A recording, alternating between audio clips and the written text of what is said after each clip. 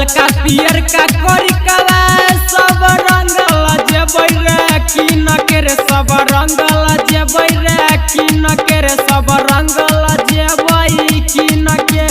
लहंगा के भीतर रंग लगेबै भौजी के छोटकी बहिन के लहंगा के भीतर रंग लगेबै भौजी के छोटकी बहिन के चोली के भीतर रंग लगेबै भौजी के छोटकी बहिन के। डीजे सुमित सतीश, डीजे सुमित सतीश रैमा recording by Sangam music Darbhanga. अइबर लके जेबै बड़का पिचकारी साली सबके राइंग देबै गारी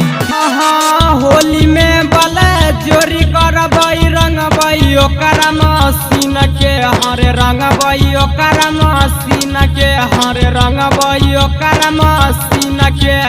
चोली के भीतर रंग लगेबै भौजी के छोटकी बहिन के लहंगा के भीतर रंग लगेबै भौजी के छोटकी बहिन के।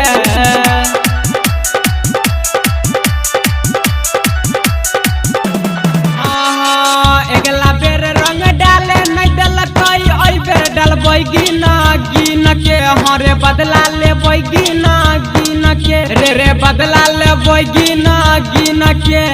चोली के भीतर रंग लगेबै भौजी के छोटकी बहिन के